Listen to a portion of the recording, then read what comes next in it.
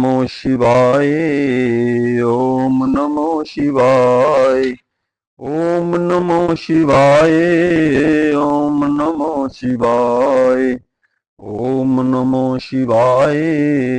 ओम नमो शिवाय। हे भक्तजन जी, मैं आपको शिव पुराण जी के प्रथम खंड के 21वें अध्याय का महात्म्य सुनाता हूँ, जो कि कुबेर जी की प्रार्थना पर शिवजी जी का अलकापुरी में निवास होना। ब्रह्मा जी बोले हैं, हे नारद, इस प्रकार शिवजी जी समस्त देवताओं सहित अलकापुरी में पहुंचे और निधिवन की वृत्ति मानकर वहीं वास करने लगे हैं। अलकापुरी के अधिपति निधिनाथ ने शिवजी जी की पूजा करके मेरा भी आदर सत्कार किया।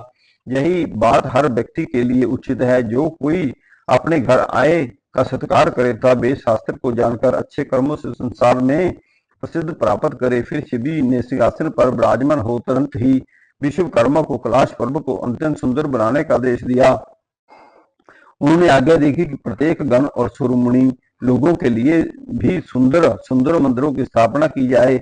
विश्वकर्मा शिवजी का यह आदेश सुनकर अत्यंत प्रसन्न हो कैलाश पर्वत पर मंदिरों के बनाने में प्रवृत्त हुए। उन्होंने एक बहुत सुंदर तथा विचित्र स्थल का निर्माण किया, जो भिन्न भिन्न प्रकार की सामग्री रत्नों से अलंकृत बहुमूल्यों स्वर्ण पत्रों से सजा हुआ था। बीच में एक मुख्य स्थान शिवजी के लिए निर्मित किया गया, अंतपुर अलग बनाया गया। उसके पश्चात उसने शिवजी जी आकर प्रार्थना की कि मंदिर बनकर तैयार है, अब और जो कुछ आज्ञा हो उसका पालन करूं। यह सुनकर शिवजी ने अत्यंत प्रसन्न हुए। तब सबकी यह इच्छा हुई कि शिवजी जी कैलाश को चले तो अत्यंत उत्तम हो। अंतर्यामी शिवजी जी अपने भक्तों की मन की इच्छा समझ गए तथा अपने चरण कमलों से कैलाश पर्वत को सुशोभित किया। इतनी कथा कहकर ब्रह्मा जी बोले हैं, उसी समय मैं और विष्णु दोनों ब्राह्मणों को साथ लेकर शिवजी जी के पास पहुंचे। तब निधिपति ने हम सबकी ओर से प्रार्थना की कि हे स्वामी, सबकी प्रबल आकांक्षा है कि आपका अभिषेक पूजन किया जाए। हम आपको सिंहासन पर बैठाकर पूजा करें, जिससे हमारा मनोरथ सफल हो।